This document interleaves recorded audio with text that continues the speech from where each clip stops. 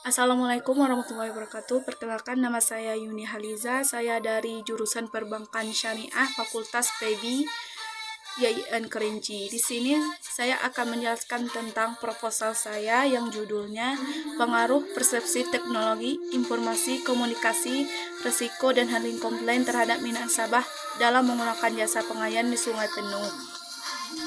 Baik, langsung saja pada bab pertama atau pendahuluannya, yaitu latar belakang. Teknologi informasi harus berorientasi terhadap pengguna. Artinya, meskipun pengembangan teknologi mesti lebih dikatakan ke arah yang lebih baik, namun tanpa adanya dukungan dari pengguna, maka sistem tersebut akan mengakibatkan kegagalan suatu penerapan teknologi informasi. Penerapan teknologi informasi dalam sebuah perusahaan dihadapkan oleh dua hal. Ini apakah perusahaan mendapat keberhasilan ataupun kegagalan. Kualitas pelayanan merupakan suatu unsur penting karena dapat berpengaruh pada citra perusahaan. Pengelolaan kualitas teknologi informasi yang baik akan dapat menciptakan persepsi maupun image yang baik di mata nasabah. Namun terkadang harapan nasabah sering tidak terpenuhi karena adanya perbedaan antara harapan dengan kenyataan yang diberikan. Dari hasil observasi awal mengindikasikan adanya nasabah yang belum terpuaskan oleh pelayanan yang diberikan pada PT Pegadaian. Persepsi pemakai dan memandang teknologi informasi semakin baik. Hal ini ditandai dengan sistem yang dibangun dianggap memberikan manfaat dalam membantu perusahaan secara internal maupun eksternalnya. Yang kedua, ada rumusan masalah. Berdasarkan latar belakang yang telah diuraikan, maka rumusan masalah dalam penelitian ini yaitu yang pertama, apakah dengan adanya teknologi informasi risiko dan handling komplain bisa berpengaruh pada minat nasabah dalam menggunakan jasa pegadaian. Yang kedua, masalahnya bagaimana cara pihak pegadaian ini mengatasi risiko yang terjadi di perusahaan. Dan ketiga, bagaimana cara dari pihak pegadaian ini mengatasi apabila terjadinya handling komplain dari nasabah. Dan yang keempat atau yang terakhir, bagaimana pendapat nasabah tentang persepsi teknologi, risiko dan handling komplain yang terjadi di pegadaian tersebut. Yang kedua, adanya pembatasan masalah. Berdasar latar belakang di atas, pembatasan masalah dalam penelitian ini yaitu mengenai pengaruh persepsi teknologi informasi, risiko dan handling komplain minat nasabah dalam menggunakan jasa pegadaian yang ada di Sungai Penuh. Yang keempat ada tujuan dan manfaat penelitian ini. Adapun tujuan dari penelitian ini yaitu yang pertama, untuk mengetahui dengan adanya teknologi informasi, risiko dan handling komplain bisa berpengaruh pada minat nasabah dalam menggunakan jasa pegadaian. Yang kedua, bagaimana untuk mengetahui cara dari pihak pegadaian ini untuk mengatasi dari risiko terjadi di perusahaan tersebut. Yang ketiga, untuk mengetahui cara dari pihak pegadaian ini mengatasi apabila terjadinya handling komplain dari nasabah. Yang keempat, untuk mengetahui pendapat nasabah tentang persepsi teknologi, risiko dan handling komplain yang terjadi di pegadaian tersebut. Adapun manfaat dari penelitian ini yaitu yang pertama, bagi penulis ataupun bagi saya sendiri, penelitian ini diharapkan dapat memberikan pengetahuan tambahan dan perluasan wawasan dalam meningkatkan pemahaman mengenai pengaruh persepsi teknologi informasi dan risiko dan handling komplain terhadap minat nasabah dalam menggunakan jasa pegadaian. Yang kedua, bagi perusahaan, penelitian ini diharapkan dapat memberikan manfaat mengenai faktor yang memenuhi minat nasabah dalam berinteraksi maupun layanan teknologi informasi, pegadaian dan risiko dan handling komplain. Untuk kemudian menjadi bahan pertimbangan dalam membuat kebijakan guna meningkatkan pangsa pasarnya di era globalisasi. Yang ketiga, bagi YIN Kerinci. Dengan adanya penelitian ini diharapkan dapat menambah pendaharan ilmiah di perpustakaan YIN Kerinci, serta dengan tulisan ini dapat dijadikan sebagai referensi maupun tambahan informasi bagi sivitas akademik YIN Kerinci. Baik, selanjutnya pada bab 2 atau pembahasan. Yang pertama ada pengadaian. Dalam PJOK 31 tahun 2016, PJOK itu adalah Peraturan Otoritas Jasa Keuangan menyatakan bahwa pengertian usaha pengadaian adalah segala usaha menyangkut pemberian pinjaman dengan jaminan barang bergerak, jasa titipan, jasa taksiran, dan atau jasa lainnya termasuk yang diselenggarakan berdasarkan prinsip syariah. Berdasarkan data yang di Perkumpulan Perusahaan Gadai Indonesia atau PPGI, sampai dengan Agustus 2020 terdapat 49 perusahaan gadai swasta yang telah mengantongi surat izin usaha gadai dari OJK selaku regulator. Selebihnya sekitar 80 perusahaan sedang mengurus perizinan. Yang kedua ada persepsi. Yang pertama ada pengertian persepsi. Persepsi merupakan suatu proses yang timbul akibat adanya sensasi, di mana sensasi adalah aktivitas merasakan atau penyebab keadaan emosi yang menggembirakan. Sensasi itu juga dapat didefinisikan sebagai tanggapan yang cepat dari indera penerima ketika terhadap stimulasi dasar seperti cahaya, warna, dan maupun suara. Stimulasi yang kedua, stimulasi pemasaran dan persepsi konsumen. Stimulasi pemasaran adalah setiap komunikasi atau stimulasi fisik yang didesain untuk mempengaruhi konsumen, produk, komponen-komponennya.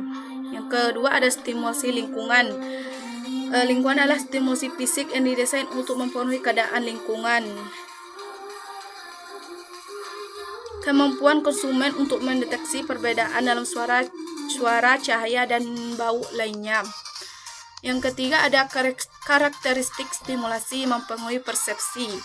Yang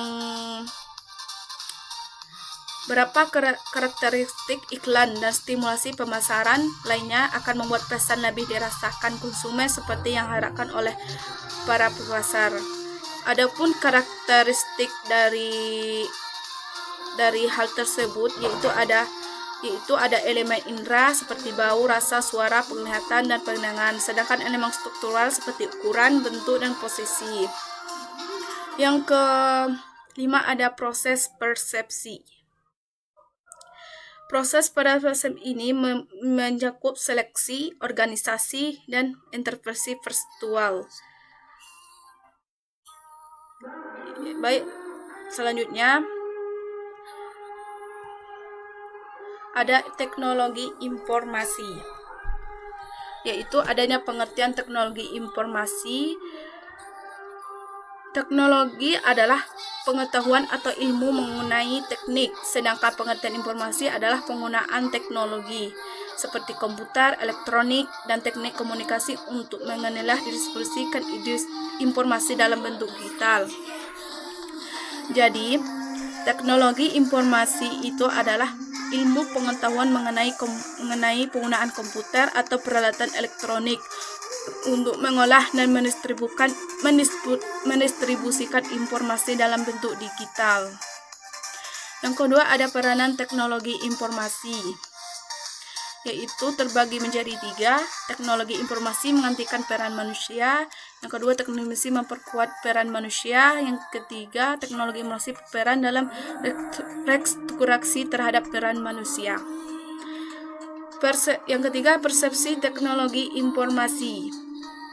Menurut Davis, perceived usefulness didefinisikan sebagai tingkat di mana seorang percaya bahwa dengan menggunakan sistem tertentu dapat meningkatkan kinerja. Yang keempat ada teknologi informasi di pengadaian. Selama tahun 2017, Pegadaian telah melakukan investasi TI senilai 58 miliar. Adapun investasi tersebut sejalan dengan roadmap TI yang telah disusun yang selaras dengan kebutuhan bisnis dan perkembangan teknologi yang ada. Baik, selanjutnya handling komplain. Baik, pengertian handling komplain adalah merupakan ketidakpuasan nasabah disebabkan oleh adanya potensi kerugian finansial yang diduga akibat kesalahan atau kelalaian bank. Pengenangannya perlu dilakukan secara bijaksana karena keluhan yang disampaikan dapat memancing kembali bila penyelesaian tidak cepat, akurat, dan menimbulkan masalah lain. Yang kedua ada jenis penanganannya. Itu ada 5. Yang pertama berempati dan menerima keluhan. Yang kedua, kecepatan memberikan tanggapan. Yang ketiga, permintaan maaf.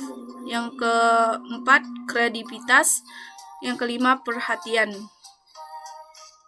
Yang ketiga ada kategori komplain, yaitu terbagi menjadi 3. Yang pertama ada voice responsi ditujukan pada objek sifatnya eksternal bagi lingkaran sosial konsumen, yakni relasi informasi dan pihak-pihak yang secara langsung terlibat dalam pertukaran yang tidak memuaskan. Yang kedua ada private responsi. Objek dalam private bukanlah pihak eksternal bagi jejaring sosial konsumen dan juga bukan pihak yang terlibat langsung dalam pengalaman yang tidak memuaskan. Yang ketiga ada third party responsi. Ditujukan pada objek eksternal yang tidak secara langsung terlibat dalam pengalaman yang tidak memuaskan. Contohnya seperti surat kabar, lembaga konsumen, lembaga bantuan hukum, dan sebagainya. Yang selanjutnya ada minat. Yang pertama ada pengertiannya minat. Minat dalam kehidupan ini kita akan selalu berkomunikasi atau berhubungan dengan orang lain, benda, situasi, dan aktivitas yang ada di sekitar kita. Dalam hubungan tersebut kita mungkin bersikap menerima atau menolaknya. Apabila kita menaruh minat, itu berarti kita bersikap positif dalam berhubungan dengan objek atau lingkungan tersebut dengan tindakan lebih lanjut. Minat adalah kecenderungan untuk memberikan perhatian dan bertindak sebagai terhadap orang. Yang kedua ada faktor yang mempengaruhi minat. Cukup banyak faktor yang dapat mempengaruhi minat ini tersebut, di mana secara garis besarnya dapat kelompok menjadi 2. Yang pertama bersumber dari dalam diri individu yang bersangkutan, misal bobot, umur, jenis kelamin, pengalaman, perasaan maupun kepribadian. Yang kedua berasal dari luar, mencakup lingkungan keluarga, lingkungan sekolah, dan lingkungan masyarakat.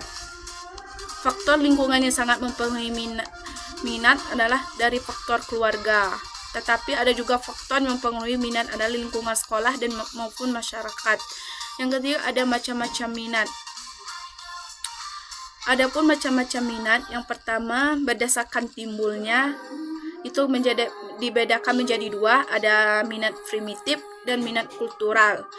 Minat primitif ini adalah minat yang timbul karena kebutuhan biologis. Yang kedua ada minat kultural atau minat sosial, adalah minat yang timbulnya karena proses belajar.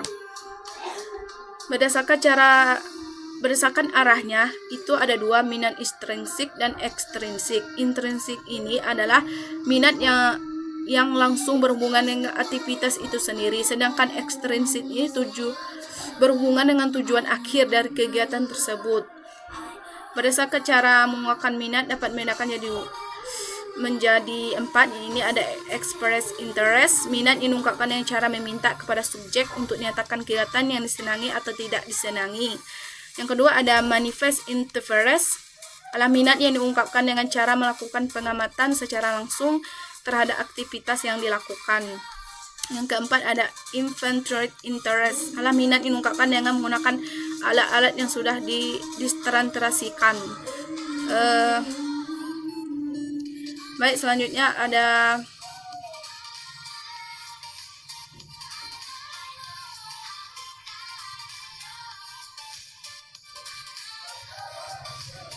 resiko. Resiko adalah potensi kerugian akibat terjadinya suatu peristiwa tertentu.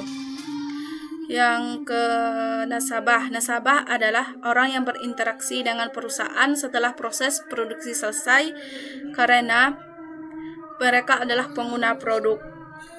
Nasabah adalah pihak yang menggunakan jasa bank. Nasabah ada dua macam, itu nasabah penyimpan dan nasabah debitur.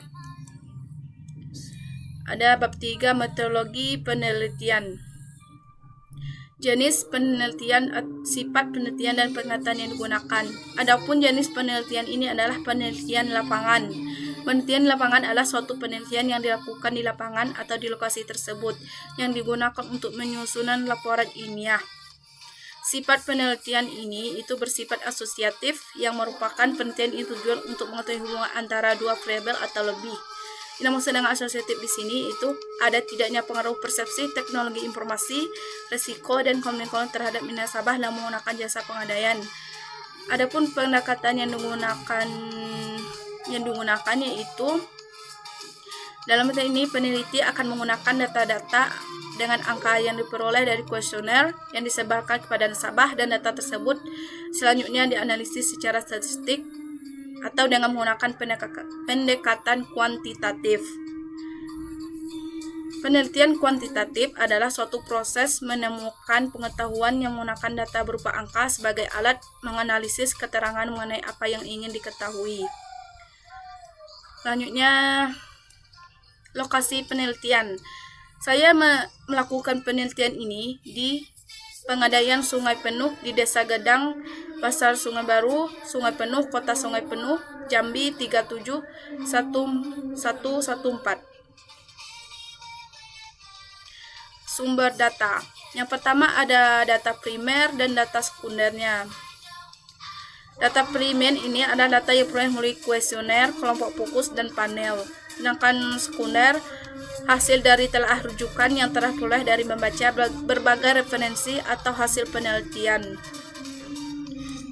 Teknik pengumpulan datanya itu terbagi menjadi 4. Yang pertama observasi, adalah pengamatan dan pencatatan secara sistematik terhadap gejala yang tampak pada objek.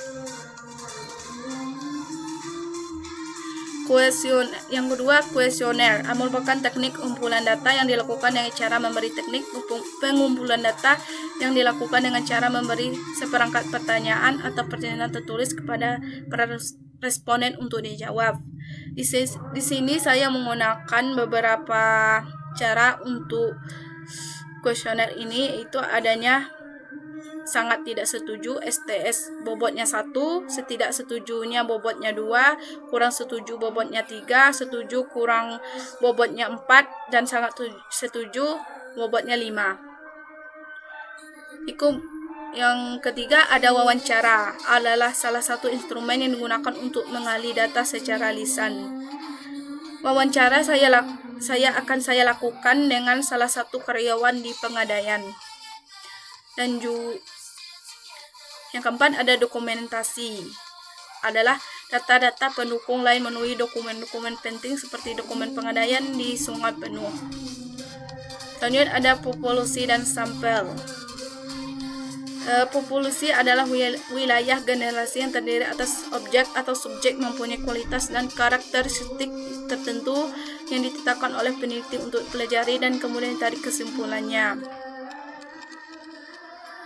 Populasi yang dijadikan objek dalam penelitian ini adalah nasabah pengadaian di Sungai Penuh dengan jumlah populasinya 900 orang. Sampelnya merupakan bagian dari jumlah dan karakteristik yang dimiliki oleh populasi tersebut. Pengambilan sampel dalam penelitian menggunakan teknik purpose sampling, yang merupakan teknik pengambilan sampel secara sengaja sesuai dengan persyaratan sampel yang diperlukan dalam penelitian. Penelitian ini itu nasabah yang menggunakan jasa di Pengadaian.